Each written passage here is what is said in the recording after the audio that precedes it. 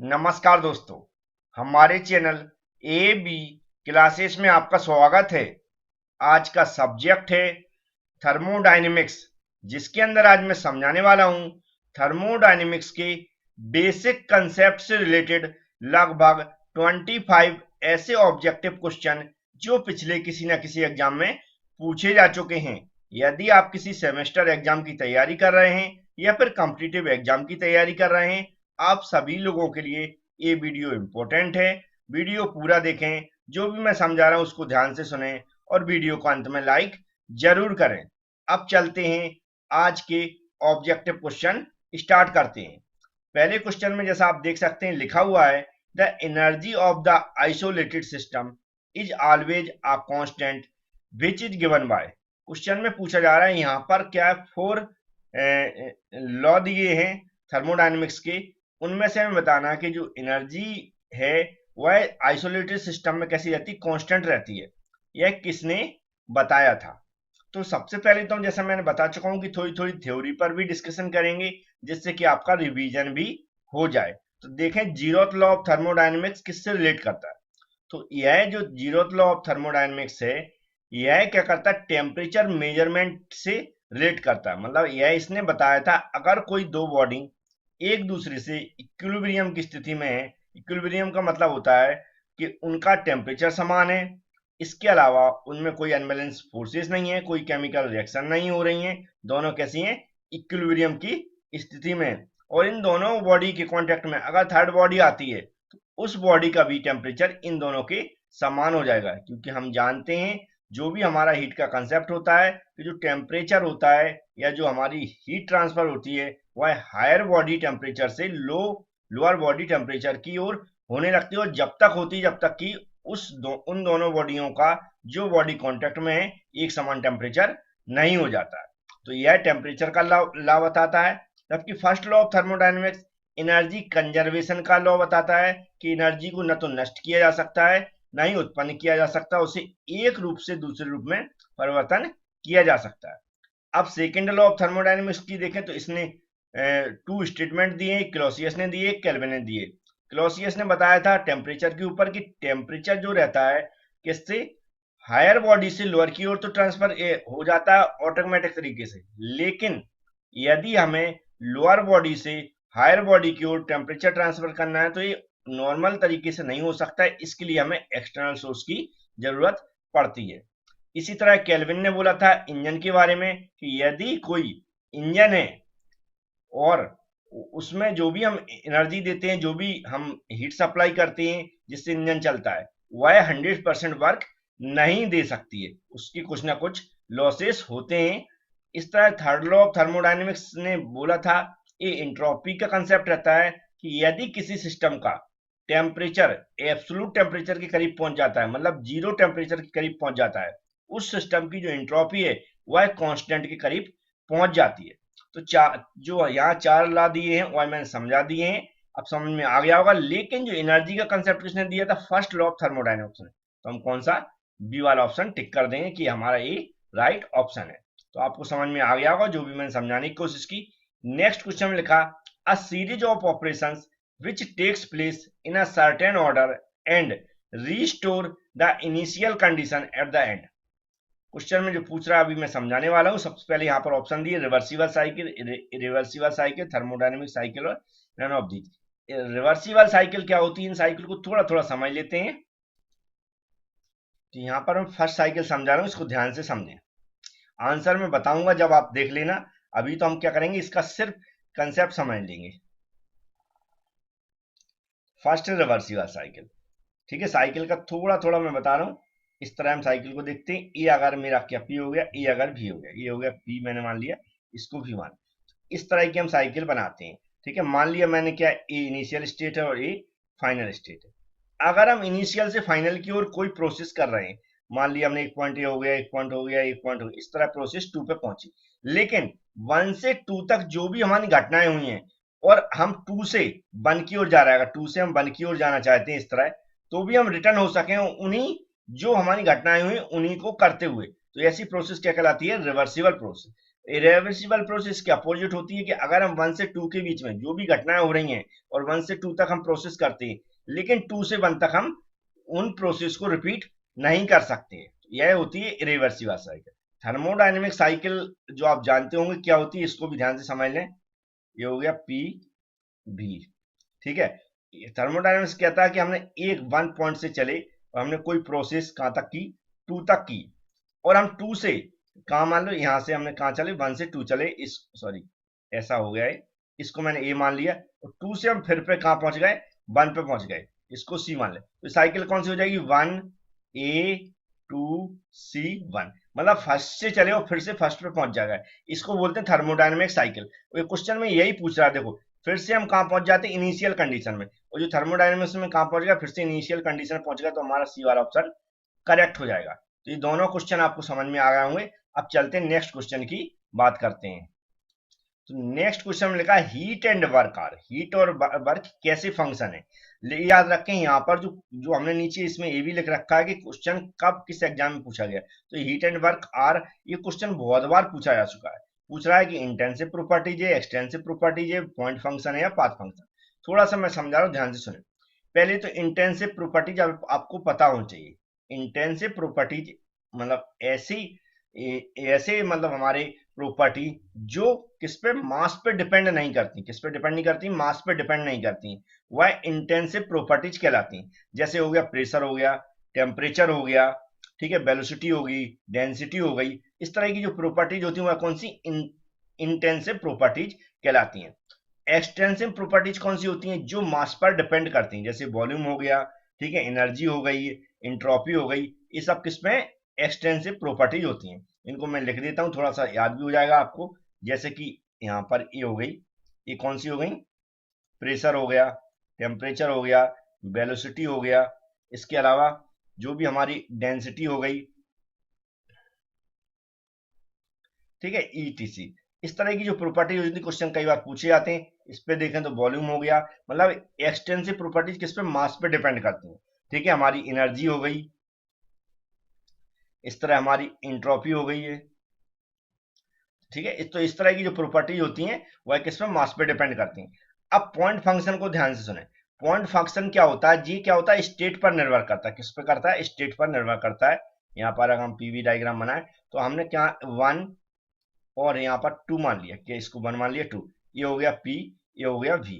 तो यहाँ पर क्या हो जाएगा, P1 और V1, यहाँ पर क्या हो जाएगा, P2 और V2। तो जो हमारी ये दिख रहा है स्टेट पे, इस पॉइंट पे यहाँ पर जो डिफेंड करेगी वह क्या होता है, पॉइंट फंक्शन। मतलब हमारी स्टेट पर जो डिफेंड करती हैं जो प्रॉपर्टी, वह क्या कौन सी होती है, पॉइंट फंक्शन पे।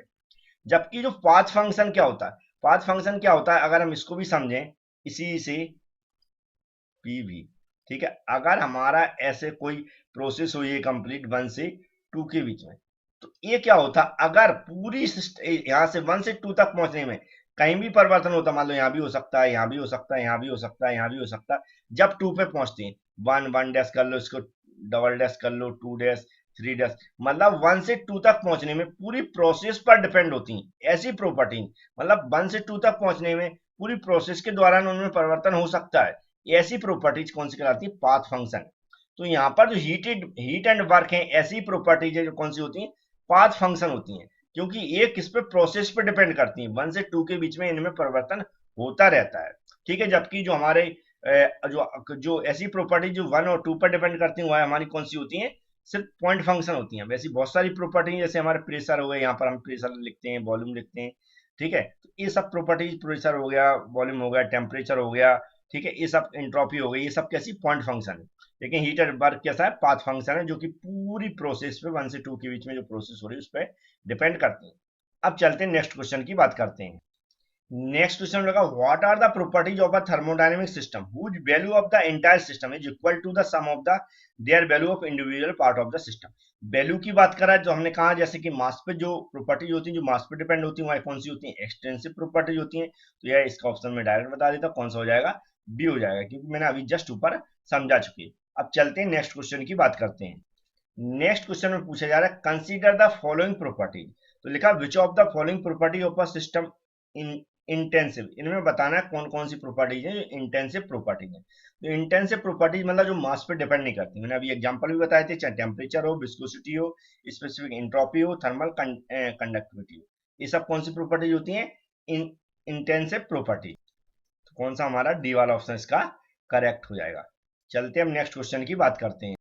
नेक्स्ट क्वेश्चन में an open system, open system को ऐसे डिफाइन किया जाता है, तो आप जानते होंगे ओपन सिस्टम एक ऐसा सिस्टम होता है जिसमें एनर्जी और मास दोनों को सिस्टम टू सराउंडिंग और सराउंडिंग टू सिस्टम ट्रांसफर किया जा सकता है। तो देखेंगे आप लिखा है specific is a specified region where transfer of energy और मास टेक्स प्लेस। तो हमारा कौन सा ये वाला ऑप्शन करेक्ट हो जाएगा। जबकि क्लोज सिस्टम लिखा होता है यहाँ, तो सिर्फ ओनली कौन सा एनर्जी ट्रांसफर हो सकती है सिस्टम टू सराउंडिंग और सराउंडिंग टू सिस्टम। इसके अलावा आइसोलेटेड सिस्टम होता है, ठीक है, और भी बहुत सारे सिस्टम होते हैं जो क्वेश्चन पूछे आएंगे तो मैं आगे उसको एक्सप्लेन करूंगा। नेक्स्ट क्वेश्चन में लिखा है मैच द फॉलोइंग, मतलब इन पांचों से मिलाना फिर नीचे आंसर बताना। तो हम देखेंगे क्लोज सिस्टम यहाँ पर लिखा है, क्लोज सिस्टम का देखेंगे तो हीट एंड वर्क इंटरेक्टिव, ठीक है, हमारा कौन सा डी वाला ऑप्शन राइट होगा इसका। जबकि यहाँ पर ओपन सिस्टम देखेंगे तो ओपन सिस्टम में सी पर जाएगा, क्योंकि heat mass and work interactive मतलब मास भी ट्रांसफर किया जा सकता है सिस्टम टू सराउंडिंग और सराउंडिंग टू सिस्टम। अब पंप की बात करें तो पंप का होता है इंक्रीज इन स्टैटिक प्रेशर की बात होती है उसके अंदर। टरबाइन की बात करें तो टरबाइन किससे वर्क डिलीवर करता है, जबकि हमारा जो नोजल रहता है, नोजल की बात करें तो increase in kinetic energy increase करता है। तो हमारा ये वाला ऑप्शन करेक्ट हो जाएगा, इनसे सही मैच करा रहा है। तो इस क्वेश्चन का भी आंसर आपको मिल गया होगा। अब चलते हैं नेक्स्ट क्वेश्चन की बात करते हैं। नेक्स्ट क्वेश्चन में लिखा हुआ the law which provides the temperature measurement, जैसे मैंने बताया था टेम्परेचर मेजरमेंट किसका कंसेप्ट है, जीरोथ लॉ ऑफ थर्मोडायनेमिक्स का, स्टार्टिंग में ही मैं बता चुका हूं, तो इसका बी वाला ऑप्शन राइट हो जाएगा। नेक्स्ट क्वेश्चन में लिखा which one of the following is the extensive property, extensive properties में मैं ऊपर समझा चुका हूं, जो प्रॉपर्टीज मास पे डिपेंड रहती हैं, जैसे कि वॉल्यूम। तो वॉल्यूम क्या हो जाएगी यहाँ पर, एक्सटेंसिव प्रॉपर्टी हो जाएगी। जबकि जो प्रेशर, टेम्परेचर, डेंसिटी ए मास पे डिपेंड नहीं रहती हैं, ये सब कौन सी हैं, इंटेंसिव प्रॉपर्टीज, क्योंकि इन पर भी क्वेश्चन पूछा जा सकता है। अब चलते हैं नेक्स्ट क्वेश्चन की बात करते हैं। नेक्स्ट क्वेश्चन में लिखा हुआ pressure exerted via gas in a close system, एक क्लोज सिस्टम में प्रेशर के द्वारा जो दाब डाला जा रहा है वह इनमें से बताना कौन सा राइट ऑप्शन है। तो यह होता है strong function of density and temperature, किसका, डेंसिटी एंड टेम्परेचर का स्ट्रॉन्ग फंक्शन होता है। नेक्स्ट क्वेश्चन होगा विच of the following items is not a path function, कौन से इसमें से पाथ फंक्शन नहीं है। पाथ फंक्शन जैसे मैंने बताया था पूरी प्रोसेस पे डिपेंड करता है जिसमें लगातार परिवर्तन होता रहता है। तो हमारी जो थर्मल कंडक्टिविटी है वह हमारा पाथ फंक्शन नहीं है, जबकि heat, work and kinetic energy कैसा है, पाथ फंक्शन है, ठीक है, क्योंकि यहाँ पर नोट लगाता है, इनमें से नहीं है। नेक्स्ट क्वेश्चन लगा which one of the properties given below is an intensive property, जैसे मैंने बताया इंटेंसिव प्रॉपर्टीज मतलब मास पे डिपेंड नहीं करती हैं, तो ये कौन सी होती है, इसका देखें तो कंपोजिशन राइट आंसर है, क्योंकि जो हमारी अदर क्वेश्चन, अदर ऑप्शन दिए हैं, वॉल्यूम है, ये मास पे डिपेंड करता है, मतलब एक्सटेंसिव प्रॉपर्टीज होती है, एंट्रोपी भी एक्सटेंसिव प्रॉपर्टीज होती है, काइनेटिक एनर्जी भी एक्सटेंसिव प्रॉपर्टीज होती है। अब चलते हैं नेक्स्ट क्वेश्चन की बात करते हैं। तो यहाँ पर जो क्वेश्चन दिया है कि इनमें से हमें मिलाना है कौन सा करेक्ट रिलेशन देता है, तो हीट पाथ पॉइंट फंक्शन नहीं होता है, एनर्जी पॉइंट पाथ फंक्शन नहीं होती है, इंट्रोपी है वह कंसेप्ट किसका, सेकंड लॉ ऑफ थर्मोडायनेमिक्स है, इस सबसे गिब्स पाथ फंक्शन नहीं। तो हमारा जो सी वाला होगा, जो सी वाला ऑप्शन होगा ये हमारा करेक्ट हो जाएगा कि एक दूसरे से मैच कराते हैं। तो इसका भी आंसर आपको मिल गया होगा। अब चलते हैं नेक्स्ट क्वेश्चन की बात करते हैं। नेक्स्ट क्वेश्चन में लिखा हुआ thermodynamics work is the product, thermodynamics work PV आपने सुना होगा, P into V, pressure into volume, ये दोनों कैसी हैं, इंटेंसिव प्रॉपर्टीज हैं। तो यहाँ लिखा है N intensive properties and change in extensive property, मतलब हमारा सी वाला ऑप्शन करेक्ट हो जाएगा। अब चलते चेंज इन एक्सटेंसिव प्रॉपर्टी, ठीक है। नेक्स्ट क्वेश्चन में लिखा why metallic materials bend during a rise in temperature, because जो भी हमारा मेटेलिक मटेरियल है अगर वो बेंड होता है जब टेम्परेचर राइज होता है, तो किसके कारण वह होता है, differences in coefficient of linear expansion, linear expansion के कारण जो उनके डिफरेंस होते हैं। तो हमारा कौन सा, इसका ये वाला ऑप्शन करेक्ट हो जाएगा। अब चलते हैं नेक्स्ट क्वेश्चन की बात करते हैं। नेक्स्ट क्वेश्चन में लिखा था condition for the reversibility of a cycle, reversibility की क्या कंडीशन होती है, जैसे कि यहाँ लगा था pressure and temperature of the working substance must not differ appreciable from those of the surroundings and any stage in the process, next में all the process taking place in the cycle of operation must be extremely slow. ठीक है, slow वाला option याद रखें। लिखा था working parts of the engine must be friction free, ये भी सही है। तो हमारे जो यहाँ पर एबीसी तीनों ऑप्शन दिए, ये हमारी किसकी कंडीशन, रिवर्सिबिलिटी ऑफ साइकिल की कंडीशन होती है। तीनों को आप याद कर सकते हैं, कई बार सेपरेट क्वेश्चन भी पूछा जा सकता है, लेकिन यहाँ पर डी वाला ऑप्शन करेक्ट हो जाएगा। नेक्स्ट क्वेश्चन लिखा विच of the following is an example of reversible process. Reversible process जैसा मैंने बताया था कि हम किसी सिस्टम को फॉलो कर रहा है स्टेट 1 से 2 के बीच में, तो हमारी जो प्रोसेस हो रही है 1 से 2 के बीच में जो भी घटनाएं हो रही हैं, जो भी अवस्थाएं परिवर्तन हो रही हैं, यदि वह फिर से हम उसी रास्ते से उसी पाथ से हम 2 से 1 पे आते हैं, तो वह घटनाएं अगर रिपीट होती हैं तो वह कौन सी होती है, इरिवर्सिबल प्रोसेस। यही यदि ये घटनाएं रिपीट नहीं होती हैं और हम फिर से हम उसी पाथ से रिटर्न नहीं हो सकते, तो वह कौन सी होती है, इरिवर्सिबल प्रोसेस। तो यहाँ लिखा अनरेस्ट्रिक्टेड एक्सपेंशन ऑफ गैसेस, तो हमारा कौन सा बी वाला ऑप्शन करेक्ट हो जाएगा। इसी तरह लिखा हुआ पॉलीट्रॉपिक प्रोसेस, आइसोथर्मल एक्सपेंशन, ये सब कौन सी है, रिवर्सिबल प्रोसेस होती है। अब चलते हैं नेक्स्ट क्वेश्चन की बात करते हैं। नेक्स्ट क्वेश्चन में लिखा हुआ है इनको मैच कराना और नीचे आंसर देना। तो जैसा कि हम जानते हैं फर्स्ट लॉ की बात करें तो एनर्जी से रिलेट करता है, तो फर्स्ट वाला एनर्जी से रिलेट करेगा। सेकंड लॉ हम बता चुके हैं एंट्रोपी से रिलेट करता है, ठीक है। और थर्ड वाला जीरोथ लॉ टेम्परेचर से रिलेट करता है, देख रहे हैं। और नहीं, जीरोथ लॉ टेम्परेचर से रिलेट करता है और थर्ड लॉ किससे करता है, एब्सोल्यूट जीरो टेम्परेचर से रिलेट करता है। तो आप देखेंगे फोर्थ ऑप्शन जैसे मैंने बताए उस तरह के आपको मिलेंगे, ये वाला ऑप्शन करेक्ट हो जाएगा। चलते हैं नेक्स्ट क्वेश्चन की बात करते हैं। नेक्स्ट क्वेश्चन में लगा which of the following is considered as thermodynamics potential, मतलब थर्मोडायनेमिक्स की क्षमता किसके रूप में जानी जाती है, तो ये जानी जाती है एंथैल्पी के रूप में, किसकी, एंथैल्पी के रूप में। नेक्स्ट क्वेश्चन में लगा which of the following process is irreversible process, तो जैसा कि हम जानते हैं आइसोथर्मल प्रोसेस, एडियाबेटिक प्रोसेस, ये कौन सी होती है, रिवर्सिबल प्रोसेस। लेकिन थ्रॉटलिंग हमारी रिवर्सिबल प्रोसेस नहीं होती, ये कौन सी होती है, इरिवर्सिबल प्रोसेस। इन क्वेश्चन की भी आंसर मैंने बता दिए। अब चलते हैं नेक्स्ट क्वेश्चन की बात करते हैं। नेक्स्ट क्वेश्चन में लिखा हुआ which of the following process are thermodynamically reversible, इनमें से बताना है कि कौन सी प्रोसेस है थर्मोडायनेमिक्स रिवर्सिबल है और रिवर्सिबल, मतलब यहाँ पर देखो डिफरेंस। थ्रॉटलिंग प्रोसेस अभी जस्ट ऊपर बताई थी कौन सी है, रिवर्सिबल प्रोसेस है।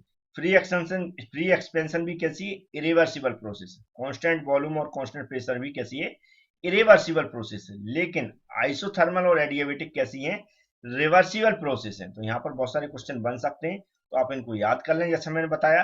नेक्स्ट क्वेश्चन लिखा था most efficient method of compressing air is to compress it, मतलब जो कंप्रेसिंग प्रोसेस है एयर की वह किस मेथड पे डिपेंड है, कौन सी मेथड में मतलब प्रोसेस होती है, वह होती है कौन सी, हमारी कौन सी होती है, आइसोथर्मली होती है। कौन सी होती है, आइसोथर्मली होती है।